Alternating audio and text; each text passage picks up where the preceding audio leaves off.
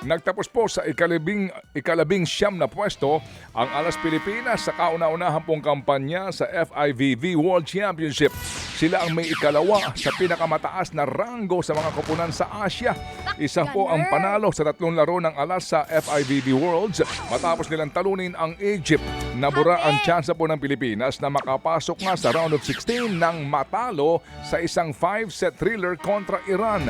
Sa ngayon po'y umangat po sa world number 80 ang Pilipinas kasunod nga po ng kanilang kampanya sa Worlds. Samantala mga kapatid, pasok na po sa quarterfinals ang FIVB Men's World Championship ang defending champion na Italia. Nilampaso po nilang Argentina sa round of 16 match-up kahapon, 25-23, 25-20 at 25-22. Nanguna po para sa Italy si Alessandro Michelito matapos gumawa naman ng 15 puntos. 14 puntos naman ang iniambag ni Yuri Romano. Sweep din po ang naipanalo ng Belgium sa Finland 25-21, 25-17 at 25-21. Nagtala naman ng 21 puntos o 20 puntos si Ferre Regers para pangunahan ng Belgium. Makakalaban ng Belgium ang Italy sa quarterfinals sa paparating po na Miyerkules. Uy, kampiyon ang Pinoy Olympia na si EJ Obiena sa World Pole Vault Challenge na ginanap sa Pilipinas. Nagtala ng lundag na 5.80 meters si Obiena. Kapareho niya ng talon ang French na si Thibaut Collet pero nanaig si Obiena dahil po sa count back. Nalampasan po ni Obiena ang kalabang Pranses.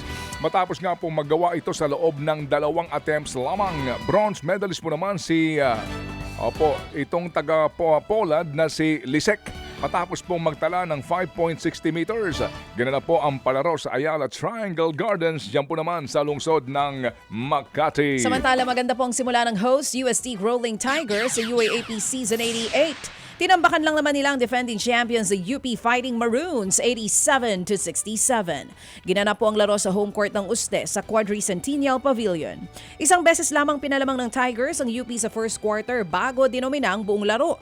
Nagpakitang gilas ang rookie ng Uste na si Colin Sacoe matapos gumawa ng 29 puntos at 17 rebounds. Bago po yan, pinataob din ng NU Bulldogs ang UE Red Warriors 72-57. Nagpakawala ng 14-1 run ang NU sa third quarter para makalayo ng tuluyan. Nanguna naman para sa Bulldogs si Jake Figueroa. Kasunod ng 16 puntos, 6 na rebounds at 5 steals. Sa gitna po naman ng usapin tungkol po sa kanyang future sa Ateneo Blue Eagles, lumagda ng 3 taong contract extension ang head coach si Tab Baldwin. Magsisilbi siyang coach ng Ateneo hanggang season 91. Inanunsyo ito bago po ang laban ng Ateneo sa FAU Tamaras noong pong araw ng Sabado kung saan po nanalo po ang Eagles. Gate ni Baldwin, Ateneo is where I belong. Kaya masaya po raw siya na manatili nga sa koponan. Nanalo po ng 4 na titulo sa UAP si Coach Tab. Mga kapatid, brothers and sisters, saan ka pa? Dito na tayo sa totoo. Dito na tayo sa True FM. Mga kapatid, mag-subscribe and follow po kayo sa social media accounts ng True Network PH. Yan po kami, hanapin nyo lang True Network PH, Facebook, Instagram, YouTube, TikTok, and podcast.